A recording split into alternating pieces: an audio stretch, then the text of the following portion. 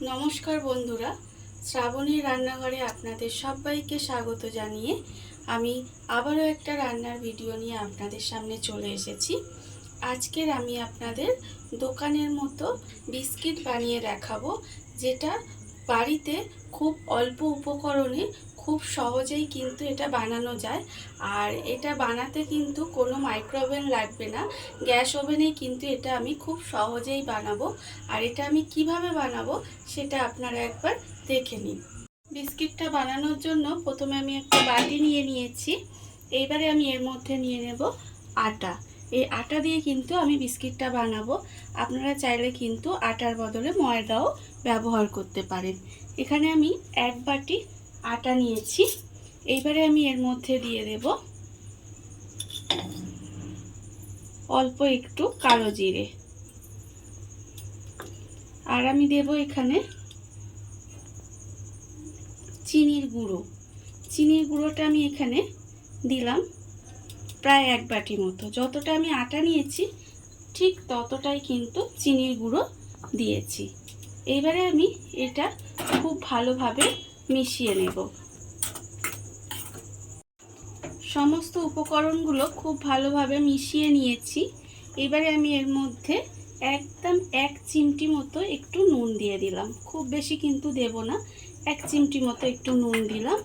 এইবারে আবারও একটু মিশিয়ে নেব।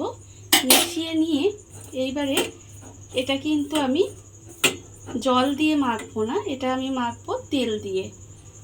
তেল দিয়ে কিন্তু এটাকে আমার ভালোভাবে মেখে নিতে হবে। এটা বিস্কিটটা বানানোর জন্য এর মধ্যে কিন্তু কোনো জল ব্যবহার করা যাবে না। এইভাবে অল্প অল্প তেল দেব, আর এইভাবে কিন্তু আটাটা খুব ভালোভাবে মেখে নিতে হবে। আটাটা আমি তেল দিয়ে মেখে নিয়েছি, এর মধ্যে কিন্তু কোনো রকম জল ব্যবহার করিনি। দেখুন এইরকম কিন্তু একটু নরম নরম হবে। এবারে এটাকে আমি সরিয়ে রেখে দেব। আটাটা আমি সরিয়ে রেখে দিলাম। এবারে আমি গ্যাসটা অন করে একটা কড়া বসিয়ে দেব। কড়াটা আমি বসিয়ে দিয়েছি। এইবারে আমি কড়ার মধ্যে দিয়ে দেব নুন। নুনটাকে দিয়ে এইভাবে একটু সমান করে দেব। সমান করে দিয়ে আমি কিন্তু এটা ঢাকা দিয়ে দেব। ঢাকা দিয়ে একটু গরম হতে দেব।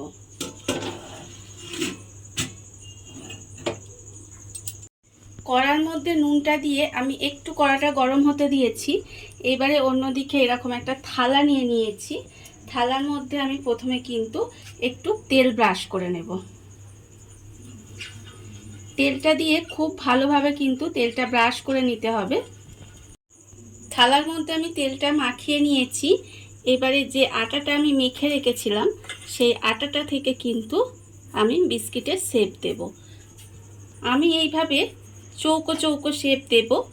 আপনারা কিন্তু যেরকম খুশি শেপ দিতে পারেন, গোলও করতে পারেন, আপনাদের ইচ্ছা মতো যেমন খুশি এটাকে শেপ দিতে পারেন। আমি এটাকে এইভাবে একটু চেপে চেপে এরকম করে চৌকো শেপ দেওয়ার চেষ্টা করছি। এইভাবে শেপটা দিলাম। দিয়ে এবারে এই যেটায় তেল মাখিয়ে রেখেছি সেই থালাটার মধ্যে কিন্তু আমি এটা এইভাবে রেখে দেব। এইভাবে কিন্তু আমি প্রত্যেকটা বিস্কিট আগে কিন্তু বানিয়ে নেব। বিস্কিটগুলো আমি এইভাবে শেপ দিয়ে নিয়েছি। আপনারা আপনাদের পছন্দ মতো কিন্তু শেপটা দিয়ে নেবেন। এইবারে আমি ওপর থেকে এইভাবে একটু চীনাবাদাম দিয়ে দেব। এটা দেখতে সুন্দর লাগবে আর মুখে পড়লে খেতেও বেশ ভালো লাগবে। সেই জন্য আমি ওপর থেকে এইভাবে অল্প অল্প করে একটু চীনাবাদাম দিয়ে দেব। চীনাবাদামটা কিন্তু এখানে আমি একটু আধ ভাঙা করে রেখেছি, একেবারে কিন্তু গুঁড়ো করিনি, একটু আধ ভাঙা করে রেখে দিয়েছি। সেটা আমি এই ওপর থেকে অল্প অল্প করে দিয়ে দেব। বাদামগুলো আমি ওপর থেকে সুন্দরভাবে সাজিয়ে দিয়েছি। আর অন্যদিকে কিন্তু কড়াটাও আমার গরম হয়ে গেছে।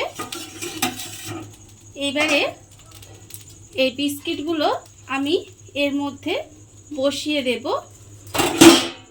বসিয়ে দিয়ে কিন্তু আমি ঢাকাটা দিয়ে দেব। এইভাবে ঢাকা দিয়ে দিলাম। যাতে হাওয়া পাস করতে না পারে। আর এই সময় কিন্তু গ্যাসটা একেবারে লোতে রেখে দিতে হবে, দিয়ে কিছুক্ষণ রান্না করে নিলেই কিন্তু আমার বিস্কিট রেডি হয়ে যাবে। বিস্কিটটা আমি 30 মিনিট মতো ব্রেক করে নিয়েছি। এবারে গ্যাসটা আমি অফ করে দেব। অফ করে দিয়ে আমি কিন্তু এটা একটু ঠান্ডা করে নেব। ঠান্ডা করে নিয়ে তারপরে আমি আপনাদের দেখাবো। এখন প্রচণ্ড গরম আছে, তাই আমি একটু ঠান্ডা করে নিয়ে আবারও আপনাদের দেখাবো।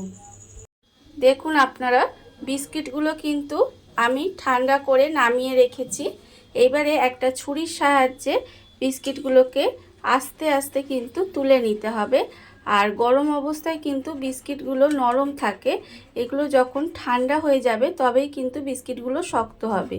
আমার বিস্কিটগুলো ঠান্ডা হয়ে গেছে। আমি একটা একটা করে বিস্কিট এইভাবে ছুরির সাহায্যে কিন্তু তুলে নেব। এগুলো কিন্তু খুব সহজেই উঠে আসবে। দেখুন বিস্কিটগুলো কিন্তু উঠে আসছে ছুরি দিয়ে তুললে। দেখুন বন্ধুরা, বিস্কিটগুলো কিন্তু আমি প্লেটে সুন্দর করে সাজিয়ে নিয়েছি। আপনারা দেখতেই পাচ্ছেন যে বিস্কিটগুলো দেখতে কত সুন্দর হয়েছে। আর এগুলো বাড়িতে থাকা খুব অল্প উপকরণ দিয়ে কত অল্প সময় কত সুন্দর কিন্তু বিস্কিটগুলো তৈরি হয়ে গেছে। আর এগুলো কিন্তু খেতে ভীষণ ভালো হয়, দোকানের বিস্কিটের থেকে কিন্তু কোনো অংশে কম নয়। আর এই ভিডিওটা যদি আপনাদের ভালো লেগে থাকে তাহলে লাইক করবেন, কমেন্ট করবেন আর সাবস্ক্রাইব করবেন আমার চ্যানেলকে। আজ এই পর্যন্ত, নমস্কার।